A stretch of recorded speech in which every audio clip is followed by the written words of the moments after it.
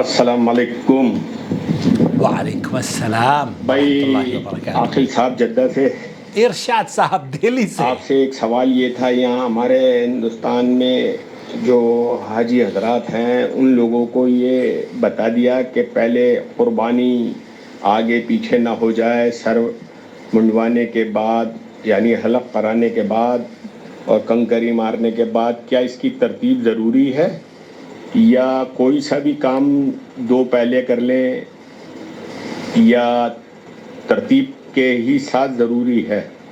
سوال یہ ہے کیا احرام کس وقت کھول سکتے ہیں وہ احرام کس وقت ان کھول ارکان کرنے کے بعد؟ سر برائے کرم اس پہ تھوڑی سی روشنی ڈال دیں قرآن و حدیث کی روشنی میں. انشاءاللہ. ہمارا تو نام ہی نور ہے، نور ٹی وی چینل جدہ، اور روشنی ڈالنا، اندھیروں سے آپ کو دور رکھنا اور اجالے میں لے کر آ جانا، یہی تو ہمارا کام ہے. ارشاد بھائی دہلی سے یہ سوال بہت اہم ہے چونکہ اب چند ہی دن باقی ہیں اور حجاج بیت اللہ الحرام مکہ مکرمہ میں جمع ہو چکے ہیں. دراصل ہمارے یہاں جو انڈیا پاکستان سے حاجی آتا ہے اس کو یہی بتایا جاتا ہے، بلکہ کل میرے پاس ایک سوال آیا، اس نے کہا کہ جناب میں تو شام کو 4 بجے کے بعد آپ کو فون کروں گا، اس کے بعد آپ اپنے بال کٹوائیے گا. 4 بجے تک کے، اور وہ کہتا ہے کہ اگر وہ 4 بجے بھی اس نے فون نہ کیا تو پھر میں کیا کروں گا. اور نیٹ ورک کی بھی بعض مرتبہ منا اور عرفات میں پرابلم رہتی ہے، تو اس سلسلے میں ریجڈنس نہیں ہونی چاہیے. بہرحال میں آپ کو لے کر چلتا ہوں. سماحت الشیخ عبدالعزیز بن باز مفتی مملکت سعودی عرب نے بھی اس کا جواب دیا. شیخ صالح الفوزان جو کبار علماء ہیں سعودی عرب کے، انہوں نے اللہ کے رسول صلی اللہ علیہ وسلم کی حدیث کو دلیل بنا کر افعل ولا حرج، کرتے جاؤ کوئی حرج نہیں، وہ حدیث آپ کی خدمت میں ڈاکٹر خالد المصلح بیان کر رہے ہیں.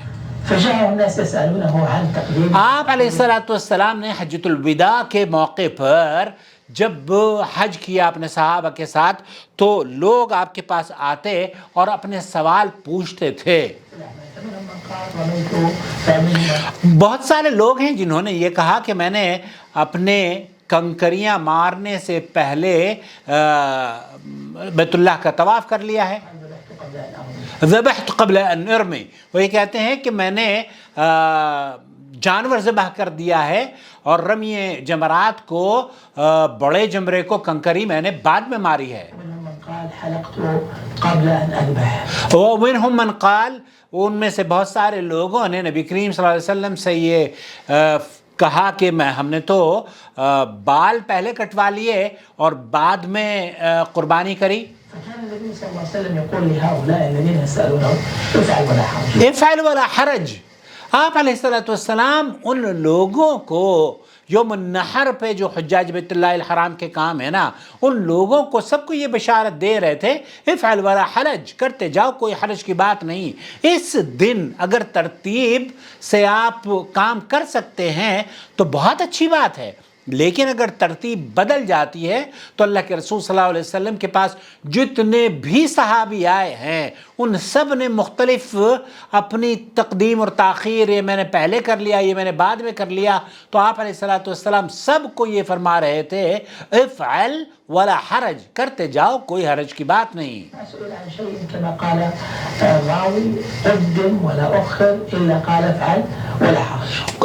راوی حدیث یہ کہتے ہیں ارشاد بھائی کہ اللہ کے رسول صلی اللہ علیہ وسلم سے جب کوئی آدمی آتا اور کسی نے تاخیر اور تقدیم کر دی ہوتی، اور یوم النحر پہ خاص طور پر اس دن جس دن عرفہ سے نکل کر مزدلفہ سے ہوتے ہوئے مینا حجاج بیت اللہ الحرام پہنچتے ہیں، جمرہ عقبہ کو کنکری مارتے ہیں اور پھر اس کے بعد اپنے خیموں میں جاتے ہیں اور وہ پھر بیت اللہ کا طواف کرنا ہوتا ہے اس روز ان کو، اور سعی بھی جن لوگوں پر ہوتی ہے وہ سعی بھی کرتے ہیں، اور یوم النحر کے دن وہ اپنی قربانی کو بھی ذبح کرتے ہیں اور قربانی کے بعد پھر وہ اپنے بال بھی کاٹتے ہیں. تو ترتیب اگر اس میں آپ رکھ سکتے ہیں تو کوئی حرج کی بات نہیں ہے، ترتیب افضل عمل ہے. لیکن ترتیب کا ہونا اس رش کے دنوں میں، اور خاص طور پر جب آپ پیسے دے دیتے ہیں حج کمیٹی کو یا پیسے دے دیتے ہیں سعودی عرب کے بینک کو کہ آپ ہمارے بہاف پر قربانی کر دیجئے گا. قربان گاہ بڑی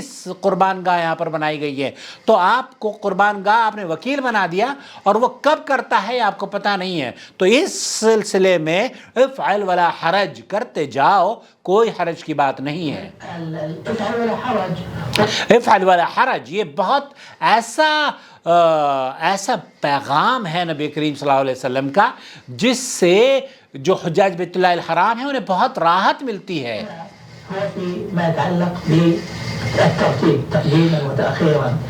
ترتیب سے اس کا تعلق ہے. آپ نے کسی کام کو مؤخر کر دیا اور کسی کام کو پہلے کر دیا، کوئی حرج کی بات نہیں. شیخ ابن باز یہ کہتے ہیں کہ اگر آپ جاتے ہیں یوم النحر کو آپ نے اگر سعی پہلے کر لی ہے اور بعد میں طواف کر دیا ہے، افعل ولا حرج، کرتے جاؤ، کوئی حرج کی بات نہیں. سوائے یہ کہ یہ کہنا کہ جناب اس پر دم ہو جائے گا، دم کچھ نہیں ہوگا. افضل یہ ہے کہ آپ طواف کریں پھر اس کے بعد سعی کریں صفا مروہ پر. لیکن شیخ ابن باز نے فرمایا کہ اس روز نبی کریم صلی اللہ علیہ وسلم کے پاس جتنے لوگ بھی آئے اور سب نے یہی کہا کہ ہم نے یہ کر دیا ہے، تاخیر اور تقدیم ہو گئی ہے. آپ علیہ الصلوۃ والسلام فرماتے رہے افعل ولا حرج، کرتے جاؤ، حرج کی بات نہیں ہے.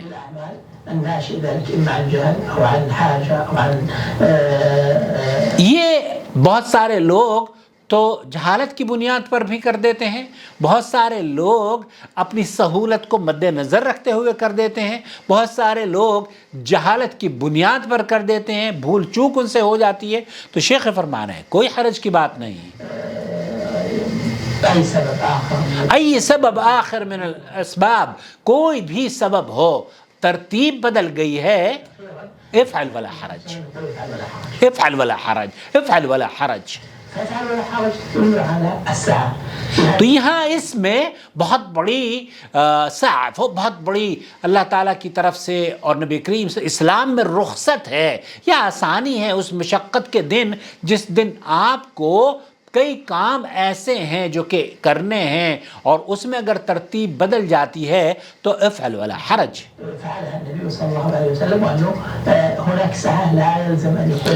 آپ علیہ السلام نے ترتیب کا خیال رکھا، لیکن اس کے بعد دنیا کے لیے، حجاج بیت اللہ الحرام کے لیے یہ آسانی فرما دی.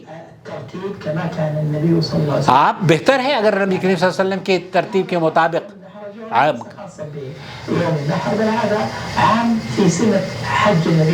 اللہ اکبر. شیخ فرما رہے ہیں کہ یہ صرف یوم النحر ہی کے لیے نہیں ہے بلکہ بہت سارے ایسے اعمال ہیں جن کا تعلق حج سے ہے اور اس میں بھی کرتے جاؤ، کوئی حرج کی بات نہیں.